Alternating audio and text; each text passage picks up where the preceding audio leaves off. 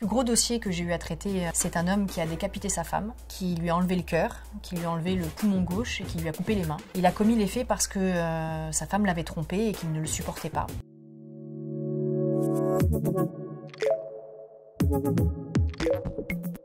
Bonjour, je m'appelle Maître Sandrine Pégan, je suis avocat pénaliste à Paris et je vous dis bienvenue sur Papillon Action. Je suis avocat pénaliste depuis 14 ans et j'ai la chance aussi de pouvoir exercer mon métier à la télé. Donc je suis experte dans des émissions comme j'ai pu l'être dans Sans aucun doute sur TF1 ou Crimes et faits divers sur Énergie 12.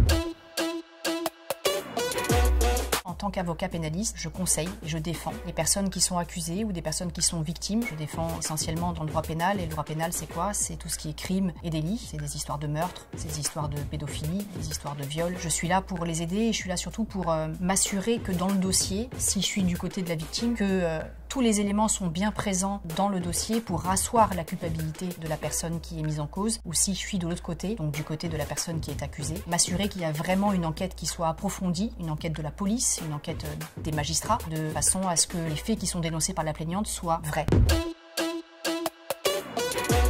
Depuis toute jeune, si mes camarades étaient injustement punis, pour moi c'était pas possible. S'il y avait un élève qui était pris à part et qui se faisait tabasser par d'autres camarades, bien moi je venais naturellement à son secours. Si ensuite la maîtresse venait à gronder celui qui venait de se faire frapper, ben non, j'expliquais que c'était lui la victime. Alors après il y a eu des émissions télé, il y a eu l'émission Tribunal, et voilà, et là je me disais mais c'est totalement ça que je veux faire. Je veux porter une robe noire, je veux pouvoir porter la parole de mon client et faire en sorte que la vérité puisse à un moment donné jaillir.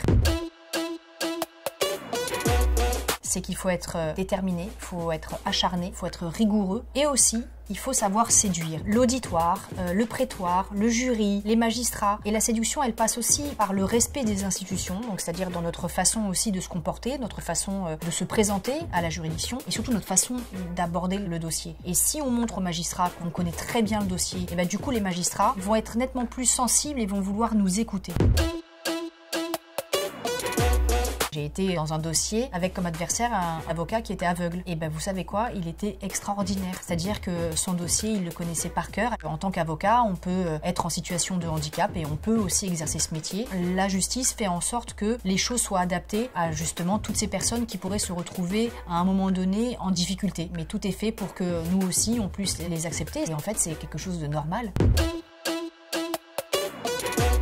Le plus gros dossier que j'ai eu à traiter en 14 ans de carrière, c'est un homme qui a décapité sa femme, qui lui a enlevé le cœur, qui lui a enlevé le poumon gauche et qui lui a coupé les mains. Et cet homme-là était un professeur de tango. Et il avait 74 ans au moment des faits. Il a commis les faits parce que sa femme l'avait trompé et qu'il ne le supportait pas. Il a été reconnu coupable à plusieurs reprises, il est allé jusqu'au bout des procédures, mais lui était dans un déni. C'est-à-dire qu'il avait pour solution et pour version de dire qu'il avait été enlevé par le commando de la mafia du tango argentin et il a précisé qu'elle aurait été découpée devant lui et qu'ensuite de quoi son corps aurait été balancé comme ça dans la forêt de Rambouillet. Et c'était quand même très compliqué de défendre cet homme parce que jusqu'au bout il a tenu à garder cette version-là. Tous les quarts d'heure, pendant toute la semaine d'audience, la famille de la défunte disait « Dis-nous où t'as mis la tête, rends-nous la tête ». Ma citation préférée est une maxime positive de Christian Lehmann, qui est un auteur, et qui est « Les seuls combats perdus d'avance sont ceux que l'on refuse de livrer ». Et je trouve que cette citation, elle incite à aller plus loin, et on ne se contente pas des situations qui nous révoltent, on va au-delà pour faire en sorte qu'à un moment donné, on puisse avoir gain de cause.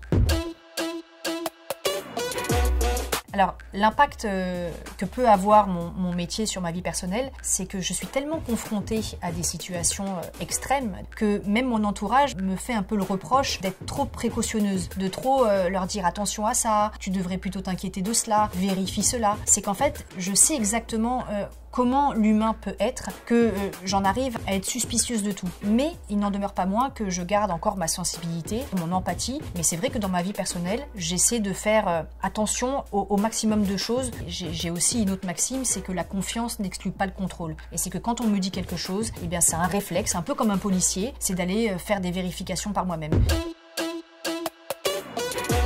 Aujourd'hui, le travail paye, la rigueur est importante également et que si l'on a un objectif, eh bien, il faut tout faire pour y parvenir. Et quand on veut, on peut véritablement. Ce n'est pas juste une idée reçue, c'est quelque chose qui est véridique.